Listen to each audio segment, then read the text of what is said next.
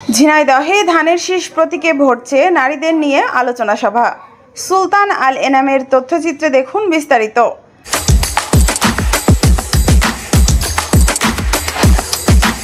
ঝিনাইদহ পৌরসভা ৮ নম্বর ওয়ার্ডের নির্বাচনী প্রস্তুতি নিয়ে ধানের শীষ প্রতীকে ভোট চেয়ে ২ শতাধিক নারীর অংশগ্রহণে এক আলোচনা সভা অনুষ্ঠিত হয়েছে। রবিবার ২৮ সেপ্টেম্বর বিকেলে ৫টায় জেলা স্বেচ্ছাসেবক দলের সহ সাধারণ সম্পাদক হারুন আর রশিদ প্লাবনের নিজ বাসভবনে এ সভার আয়োজন করা হয়।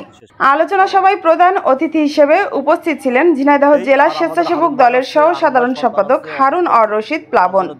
বিশেষ অতিথি হিসেবে উপস্থিত ছিলেন জেলা স্বেচ্ছাসেবক দলের দপ্তর সম্পাদক মুস্তাক আহমেদ। এছাড়াও উপস্থিত ছিলেন সাজ্জাদুল হক মিলন ও রাজু আহমেদ রাজীব। সবাই বক্তারা বলেন, জাতীয় নির্বাচনে ধানের শীষ প্রতীককে বিজয়ী করার মাধ্যমে গণতন্ত্র ও জনগণের অধিকার পুনরুদ্ধার করতে হবে। এজন্য নারী ভোটারদের সক্রিয় ভূমিকা রাখার আহ্বান জানান তারা। মুস্কান রুবায়েত মীরা, সবুজ বাংলা টিভি, ঝিনাইদহ। পারস্পরিকভাবে আমরা সবাই সবার আত্মীয়, আমাদের মধ্যে কোনো ভেদাভেদ থাকবে না, আমাদের ভিতরে কোনো দলীয় এই মানসিকতা থাকবে না, কিরা আওয়ামী লীগ করে কিরা বিএনপি করে, এই মানসিকতা আমাদের মধ্যে রাখা যাবে না। আমার মূলত আপনাদের এখানে ডাকার উদ্দেশ্য, আমার আপনাদের কাছে একটু কিছু চাওয়ার আছে। সেই চাওয়াটা কি, আমি আপনাদের সঙ্গে থাকতে চাই। যেমন একটা মানুষ, আপনারা আমার মা চাচি খালা বোন, যে সবাই সবার আত্মীয় আমরা, আপনারা অনেক সময় অনেক রকম ঝামেলায় পড়েন।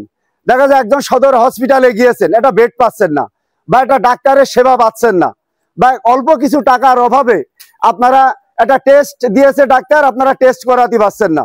আমার মূলত উদ্দেশ্য, আমি একটা সময় হয়তোবা আমি অনেক প্রতিষ্ঠিত ছিলাম, এই শহরে নাম করা ব্যবসায়ী ছিলাম, মাঝে আমার কিছুই ছিল না, আমি মাঝে অনেক কষ্ট করেছি, না খাওয়ার কষ্টও করেছি। আল্লাহ দিলে সেখান থেকে আমার বাবা মার দোয়াই, আমার আব্বা বলে গেছিল যে তুমি অন্ততপক্ষে পাড়ার মানুষের সাথে রাজনীতি করবা না। কারণ রাজনীতি পাড়ার মানুষের সাথে না, আমার আত্মীয় স্বজনের সাথে না। এখানে যারা এসেছেন আমার সবাই আত্মীয়। আমার মানসিকতা এইটা যে আপনাদের সাথে থাকবো, আপনাদের যে কোনো বিপদে, ডাক্তার দেখানো হোক, আপনাদের প্রশাসনিক কোনো ঝামেলা হোক, সামাজিক যে কোনো কাজে। দেখা যায় একটা লোক, একটা গরিব মানুষ একটা কন্যা দেয়, মেয়ে বিয়ে দিতে পারছে না, আমি ইনশাল্লাহ আপনাদের পাশে থাকবো, আমার সামর্থ্য অনুযায়ী থাকবো। একটা বৃদ্ধা মহিলা, সে ডাক্তারের কাছে যাবে, কিছু টাকা দরকার, যাইতে পারছে না, আমি ইনশাল্লাহ আপনাদের জন্য সেটা করব। এইটা যে আমি একটা দল করি, আমার দলের নাম হলো বাংলাদেশ জাতীয়তাবাদী বিএনপি দল। আমি যাতে একটা ভালো জায়গায় যাইতে পারি, আমি যাতে মানুষের কাছে জনপ্রিয় হইতে পারি, সেই জন্য আপনাদের একটু সাপোর্ট লাগবে। সেই সাপোর্টটা কি জানেন? একটু দোয়া। শুধু আপনারা আমার জন্য একটু প্রাণ খুলে দোয়া করবেন। আমার কিছুই ছিল না, আমি তো দেউলিয়া হয়ে গেছিলাম, আমার টাকা 1 টাকাও থাকা লাগবে না। আমার মা আছে আমার সাথে, আমার মা দোয়া আছে। আমার বাবা মরে যাওয়ার আগে বলে গেছিল যে কোনোদিন ভাতের অভাব তোমার হবে না। আল্লাহ দিলে আমার কোনো ভাতের অভাব নেই। আপনাদের ভোট ছাড়া একটা সরকার গঠন হবে না, আপনাদের ভোট ছাড়া এই ওয়ার্ডে একটা মেম্বার নির্বাচিত হবে না, আপনাদের ভোট ছাড়া একটা মেয়র হবে না। তাহলে আপনারা সকল ক্ষমতার উৎস। আপনাদের একটা ভোটের মাধ্যমে একজন মেয়র হবে, একজন মেম্বার হবে, একজন এমপি হবে। আপনারা ভোট না দিলে হবে না কিন্তু। তাহলে আপনাদের ক্ষমতা বেশি না? সকল ক্ষমতার উৎস হলো আপনারা। অতএব আপনারা যা বলবেন আপনাদের কথাই হবে।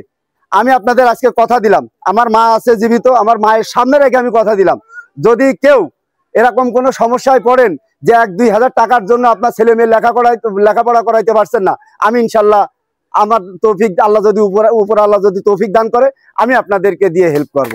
বাংলাদেশ জাতীয়তাবাদী স্বেচ্ছাসেবক দল বিএনপির অঙ্গ সহযোগী সংগঠন, এই সংগঠনের সঙ্গে আছি, যেই দলের প্রতিষ্ঠাতা শহীদ প্রেসিডেন্ট জিয়াউর রহমান। আমরা ইসলামের প্রতি শ্রদ্ধাশীল, আমরা ইসলামকে মানি, ইসলামকে আমরা ধারণ করি, কিন্তু জামাত ইসলাম না। জামাত ইসলাম মানে কি জানেন? জামাত ইসলাম মানে সংঘবদ্ধ একটি দল। ইসলামের আগে পরে কোনো সংজ্ঞা নেই। ইসলাম তো ইসলাম, ইসলাম হলো আল্লাহর নবীজি বলেছে আমার দিন কায়েম করার জন্য তোমরা হলো করো, মানুষের দাওয়াত দাও, ইসলাম প্রচার করো। এই ইসলাম আর ওই ইসলাম এক না। যাই হোক, সামনে জাতীয় সংসদ নির্বাচন আসছে। এই নির্বাচনে এই যে কিছু বুরকা পরিহিত মহিলা বাড়ি বাড়ি যাচ্ছে, যেয়ে ওই দেখা যাচ্ছে একটা ভুয়া টিকিট আপনাদের হাতে দিয়ে দেবে, যে দাড়িপাল্লা মার্কায় ভোট দিলে এই ভোটটা তোমার আল্লাহ নবীজি পাবে, নাউজুবিল্লাহ। এই ভোটটা আল্লাহ নবীজি, ভোট কোনোদিন আল্লাহ নবীজি পায়? পায়? কোনোদিন পায় বলেন? আপনারা তো সবাই সচেতন মানুষ, আল্লাহর নবীজি পায় না। আপনি নামাজ পড়লেন না, আপনি হজ করলেন না, আপনি আপনার স্বামীর খেদমত করলেন না, আপনি আপনার সন্তানদের খোঁজ খবর রাখলেন না, তাহলে আপনি জান্নাত পাবেন কি করে? জান্নাত পাতি হলে তো আপনার স্বামীর সেবা করতে হবে, আপনার সন্তানদের সেবা করতে হবে, আপনার মা বাবার যত্ন করতে হবে। তাহলেই না আপনি যদি নেক আমল করেন, মানব সেবা করেন, তাহলেই আল্লাহ আপনাকে জান্নাতবাসী করবে। সেই নামাজই আমি আদায় করছি না, তাহলে একটা ভোট দিয়ে আমি কিভাবে জান্নাতে যাব? তাহলে এটা মিথ্যা কথা না? এটা একটা ভুয়া প্রোপাগান্ডা ছড়াচ্ছে না? এই প্রোপাগান্ডা থেকে আমাদেরকে বিরত থাকতে হবে এবং সাবধান থাকতে হবে। এইটা যেন আমরা, এই বিপদে যেন আমরা না পড়ি। মূলত ডাকা হলো আমার ছেলের জন্য, আপনাদের কাছে কিছু দোয়া নেবো, সেই কারণেই ডাকা। আমার ছেলের হার্ট ছিদ্র ধরা পড়ে 3 মাস বয়সে, তখন থেকে ও চিকিৎসাধীন ছিল।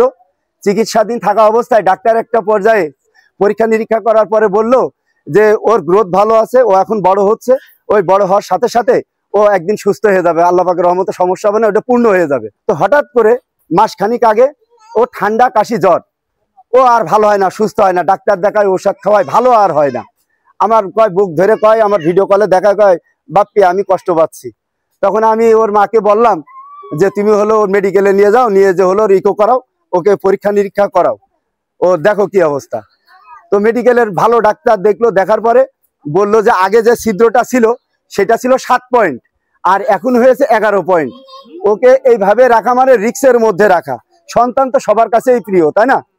সবার সন্তানই সবার কাছে প্রিয়, হোক বেকা, হোক বিকলাঙ্গ, হোক কুৎসিত, যার যার সন্তান তার কাছে অলংকার। সন্তানের চেয়ে বড় অলংকার মায়েদের কাছে আর কিছু থাকে না, বাবার কাছে আর কিছু থাকে না। সেই জন্য আমি আগামী মাসের 9 তারিখে আমি যাচ্ছি ব্যাঙ্গালোর আমার ছেলেটা নিয়ে। আপনারা আমার ছেলের জন্য সবাই একটু দোয়া করবেন, যাতে আমি যেভাবে নিয়ে যাচ্ছি আমার সহি সালামতে আমার সন্তানকে যেন আমি আবার আমার স্বস্থানে ফেরত নিয়ে আসতে পারি। আপনারা মুরব্বী, আল্লাহ আপনাদের হাতকে পছন্দ করবে, হয়তোবা আপনাদের হাতকে আল্লাহ কবুল করে নেবে। আমি আমার ছেলের জন্য দোয়া চাওয়ার জন্যই মূলত আপনাদের এখানে ডাকা।